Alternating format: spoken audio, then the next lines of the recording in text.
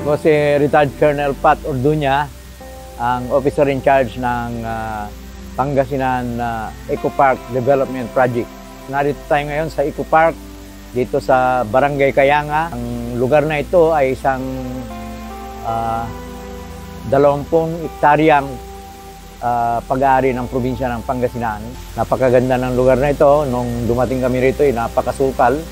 Wala sa ayos sa mga pananim. Ngayon ay dahil gagawin nga nating Eco Park ay sinaasayos natin lahat. At pati mga kalsada dito sa loob inayos. Nakatutok tayo ngayon sa pagpaparami ng mga pudla ng iba't ibang puno. Punong bungang kahoy, yung mga hardwood trees, ornamental trees, para masuportahan yung programa ni Governor Monmon Gico na Green Canopy Program na naglalayon na gawing luntian ang buong Pangasinan. Yung ginawa nating bypass road. Dati-rati, ang kalsadang masikip, matitid, lubak-lubak, pag-tagulan ay pinati yung lupa ng Eco Park doon sa baba. Ngayon, ang ginawa natin ay gumawa tayong bypass road na inilagay natin sa gilid ng Dumulok River. Sa kaliwa ay, kaliwang gilid ay tinaniman natin ng fire tree. Kaya ang tawag natin sa bypass road na yun ay Fire Tree Boulevard. Sa baba ng ilog ay tinataniman natin ngayon ng aguo para magsisilbing watershed ng ilog. Hindi basta magigiba. Ini-strengthen natin o pinalalakas natin yung mga ginawa nating mga slope protection dito sa loob ng Eco Park at sa mga gilid ng Eco Park. Dahil kung maabutan nyo ang malakas na ulan dito sa taas, ay makikita nyo na ang lakas ng daloy ng tubig galing sa taas. Dumadaloy dito sa mga tributaries ng mga kanal. Kinakamadaan natin ng bato at sinisemento para ang daloy ng tubig ay tuloy-tuloy, hindi niya kakainin yung kanal. Dahil napakalakas ng pressure ng tubig dito. Itong kinalalagyan natin na inaayos namin, tinataniman namin unti-unti ng Carabao grass. Yan yung Botanical Garden, yung pinakasentro nitong Eco Park. Simulan na rin tayong paggawa ng campsite. Ito ay magiging pamilya at magiging camping site ng mga kabataan.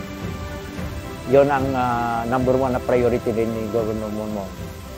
Dahil gusto niya rito na at one time magkakaroon ng mga gathering ang mga kabataan, pwede silang mag-enjoy na nature ang kanilang lugar na pupuntahan. Kaya yung ginagawa nating campsite sa ngayon, phase 1 yun, it can accommodate at least mga 100 plus na campers. Yung nasa likod naman, gumawa tayo ng natural pool pala doon sa kabilang ilog.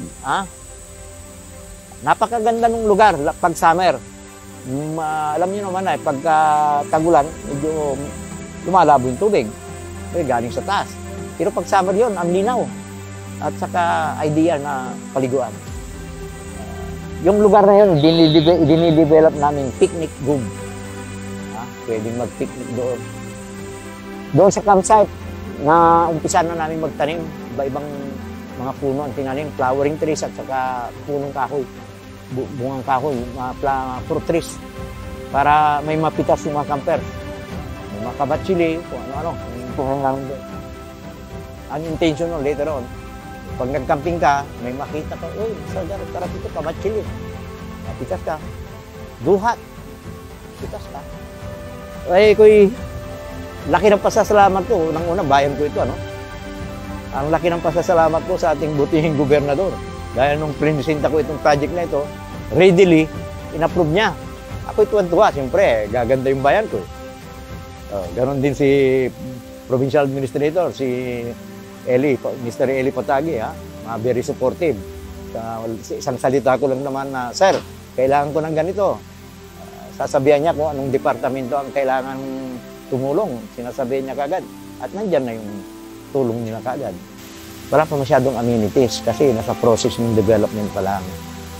Karamihan, nag-aayos ng infra, nagtatanim ng mga halaman, naglilinis.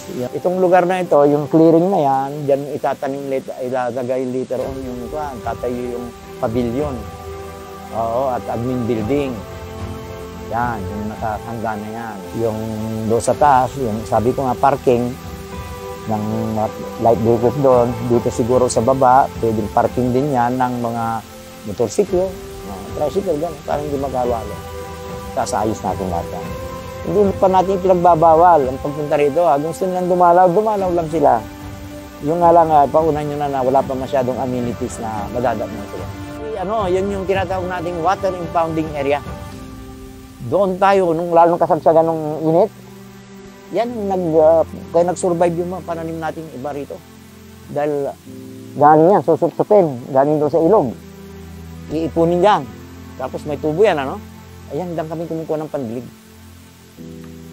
Water, kaya tinawag namin water impounding area. 3 yan. Isa dito, isa doon sa likod doon, saka isa dito sa harap. Yung dyan sa harap, galing sa bukal. Nakasuso kami ng hose doon sa bukal. Kaya tuloy-tuloy ang yan. Pasok ng tubig. Yan ang magsisilbing pandilig later on doon sa baba, doon sa campsite.